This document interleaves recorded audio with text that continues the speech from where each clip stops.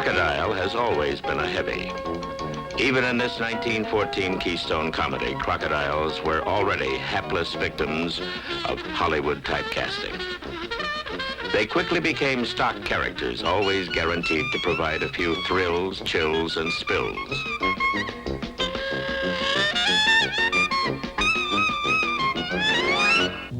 But the truth about crocodiles is somewhat different. In a moment, we'll learn some surprising new facts about this notorious bad actor.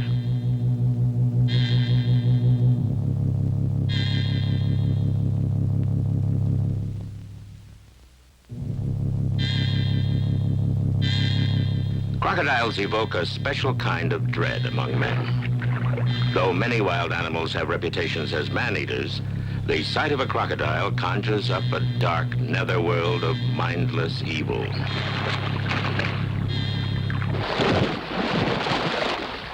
These are Nile crocodiles, whose reputation as man-eaters is well established in Afrika. Along with the saltwater crocodile of Asia, they are considered the most dangerous of the world's 23 species of crocodilians. But except for their occasional ferocity toward men, very little was known about these reptiles until recently. Only now are we beginning to realize that the crocodile is not entirely the horrific villain he appears. Perhaps the most remarkable new discovery is the extent of maternal care provided by the nesting females. Crocodiles bury their eggs in carefully selected sites near the water. The female then remains nearby to guard the nest during the entire 90 days of incubation. During this period, she goes without food and returns to the water only briefly to cool off.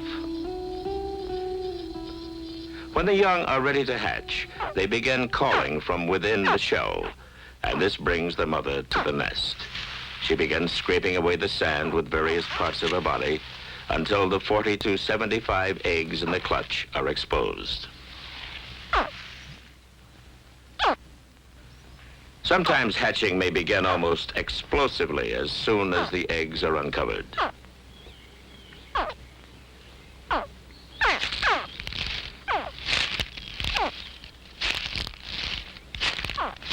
The opening of the nest is essential to the young's survival, for without the mother's help, they could not dig out by themselves.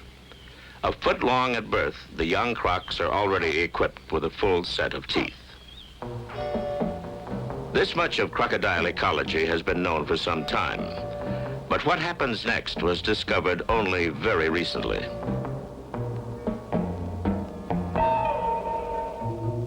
Using her enormous bone-crushing jaws with surprising delicacy, the mother gently begins to pick up her young and deposit them in her mouth. Guarded within a prison of teeth, the hatchling is ready for safe transport to the water.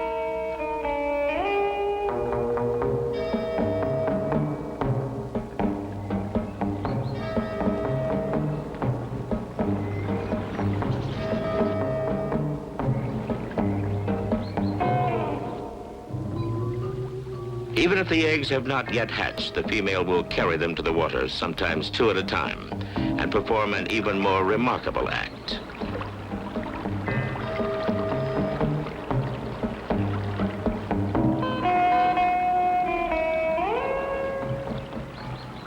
Manipulating the eggs against the roof of her mouth, she carefully begins to work them open. In some cases, the teeth are used to cut the shell, but very, very carefully. For centuries, natives claimed that crocs carried their young to the water, but scientists always rejected these stories as folk tales. Then, in just the past few years, this behavior was documented among several species. Many young emerge directly into the world from their mother's mouth.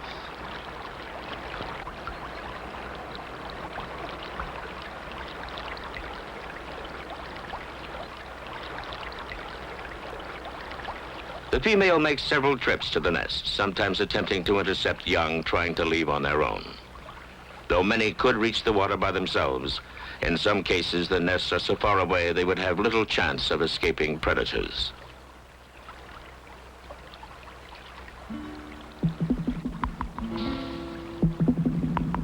But Maternal care continues long after the young reach the water. They swim close to their mother, who usually leads them to a protected nursery area, where vegetation provides many hiding places. The female will stay with them here, devoting in all nearly 6 months of the year to her maternal duties. This rivals the period of care provided by many mammals for their young.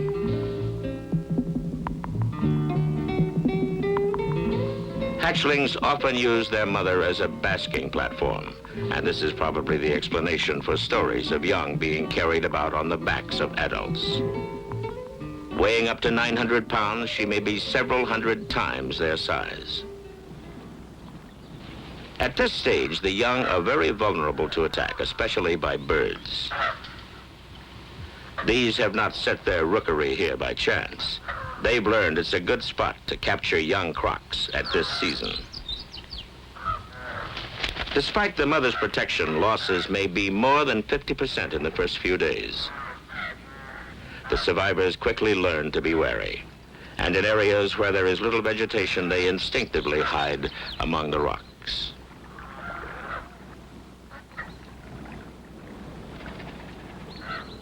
Crocodile reproduction is a chancy business. Nesting takes place when water levels are falling.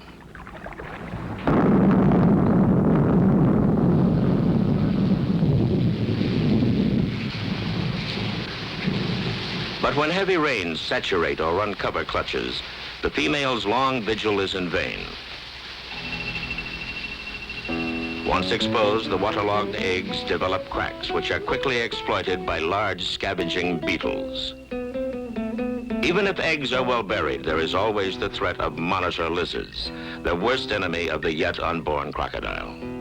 Named for their monitoring of the nest, they can dig it up in the few minutes the female may be away, not only carrying off many eggs themselves, but exposing the rest to other predators. Although adult crocs are masterful swimmers, the young have trouble balancing themselves in the water and often use their legs as stabilizers. The lack of swimming skill can cost them their life if spotted by swift aerial predators like the osprey.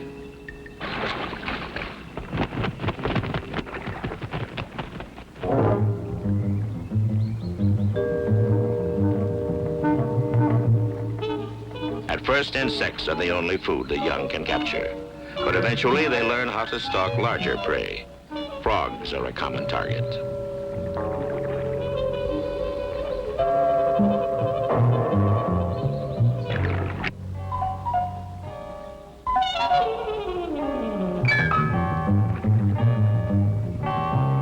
If necessary, hatchling crocodiles can go without food for months, relying on an internal yolk sac they were born with.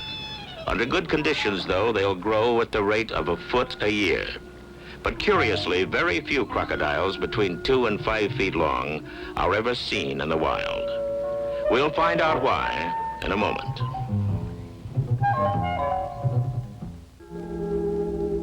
Young crocodiles make themselves scarce for a good reason. With the exception of females during the breeding season, the adult reptiles are not averse to making a meal of their juniors. It's believed small crocodiles adopt secretive habits during their early years, primarily to avoid the cannibalism of their elders. An extremely ancient order, crocodiles are the largest living reptiles, with lengths of over 20 feet reliably recorded. But these giants are only miniatures compared to the 45-foot monsters which thrived when the Earth was the unchallenged domain of the reptile. When the dinosaurs mysteriously died out 70 million years ago, the Krokodillen survived. No one knows why. They have been despised, feared, and venerated in many human cultures since the dawn of history. In ancient Egypt, the crocodile was considered a god, and the center of its cult was a city known as Crocodilopolis. The reptiles here were adorned with gold, for it was believed that each morning they released the sun from a netherworld that lay beneath the earth. Many were even mummified and placed in the royal tombs. Similar cults persisted until recently in Madagascar, where swimming across a crocodile-infested lake was considered a test of guilt or innocence. Crocodiles are superbly designed as aquatic predators. Their eyes are protected underwater by a nictating membrane. Their nostrils, which are closed off when the animal submerges, are part of an unusual respiratory system, enabling crocodiles to battle with prey beneath the surface without losing air or getting water in their breathing passages.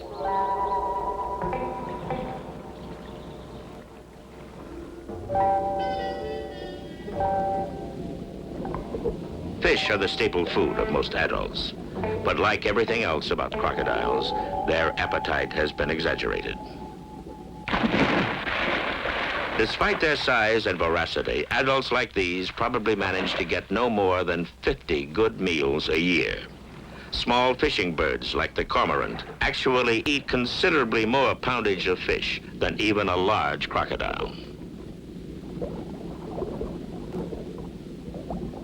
Though they won't refuse food during the day, crocodiles are primarily nocturnal, and after dark their whole population is afloat.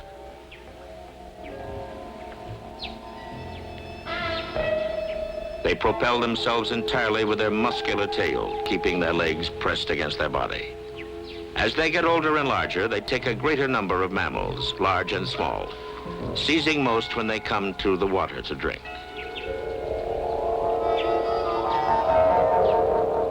Crocodiles hunt with considerable cunning, often approaching their prey indirectly until close enough for a sudden lunge. While their victims are usually rodents or otters, full-grown crocodiles can pull large game into the water. There's at least one record of a rhino being attacked and overcome.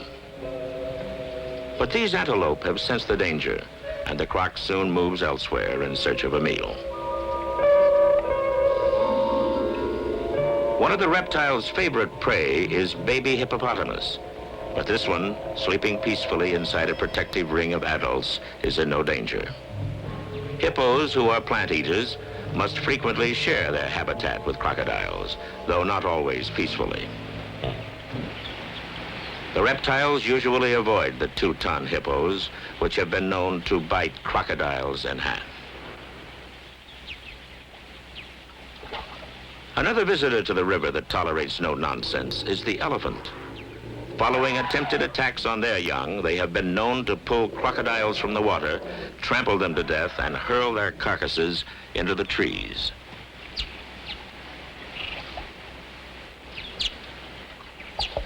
Most small animals are fearful of crocodiles, but some actually seek them out. Weaver birds seem to prefer to live dangerously by building their nest directly over waters frequented by the reptiles. It's thought that this habit gives the birds some protection from nest-plundering tree snakes and lizards, which will avoid the area rather than risk falling prey to crocodiles.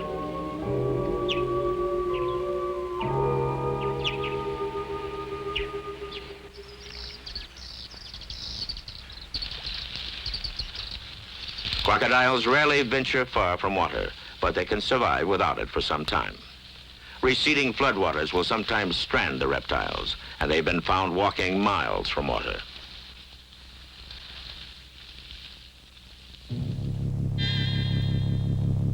In parts of their range where seasonal drought is common, they can survive by going into estivation, a kind of hot weather hibernation. Their thick, tough hide helps to prevent dehydration while on land. Looking like a lunar landscape, it's made up of hundreds of individual scales, many containing bone plates.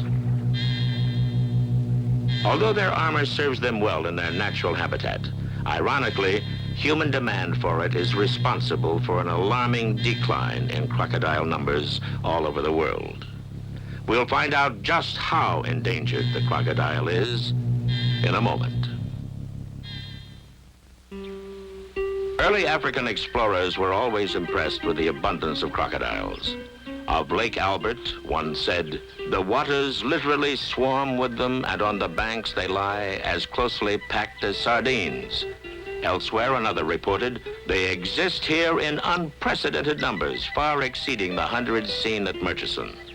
These sights will never be seen again.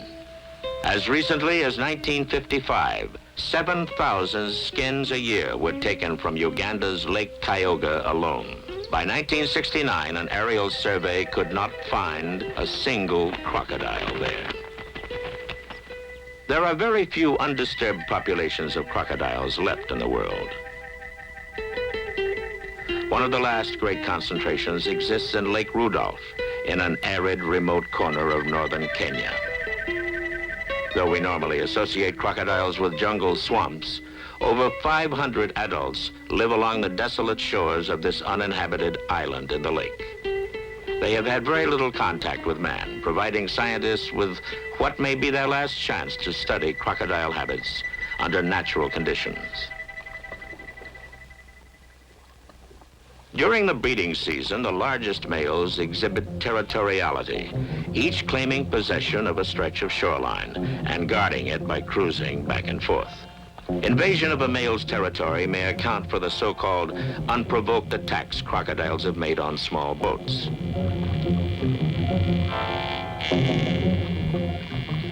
No attempt is made to gather a harem, but females are permitted to remain while smaller males are chased away. If an intruder refuses to leave, there may be combat.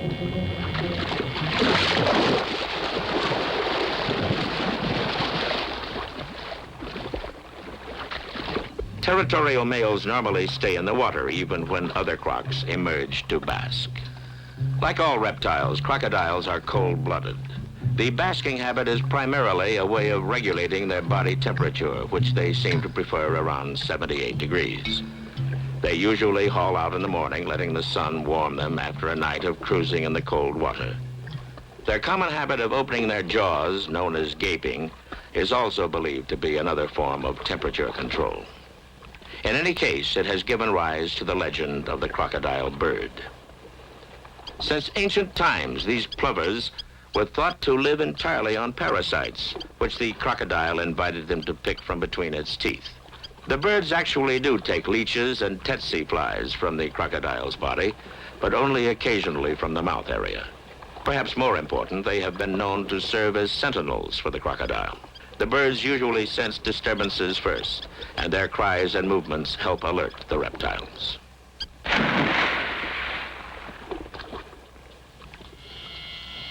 Despite their numbers here, conditions at Lake Rudolph are not the most ideal for crocodiles or their young.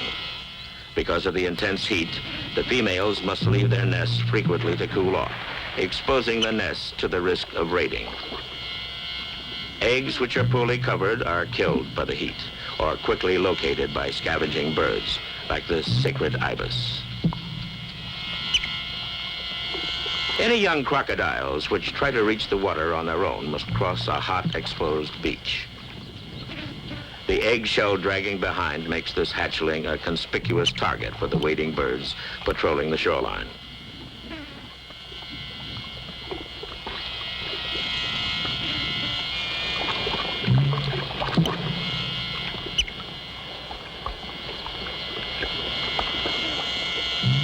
This female seems to realize what is happening, but it's too late for her to do anything. The ibis are relentless, picking at eggshells in the hope of finding a young croc still attached. Though crocodiles here exhibit as much maternal concern as those elsewhere, there is little cover for the young on land or in the water. In a forlorn gesture, this female mouths the eggshell, but even she soon realizes it is futile.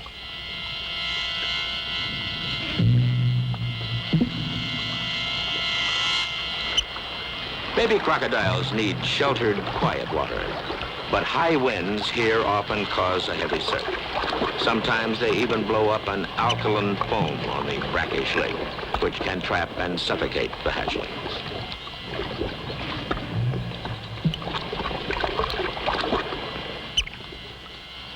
Despite its determined efforts, the odds against this spunky hatchling's survival are very high.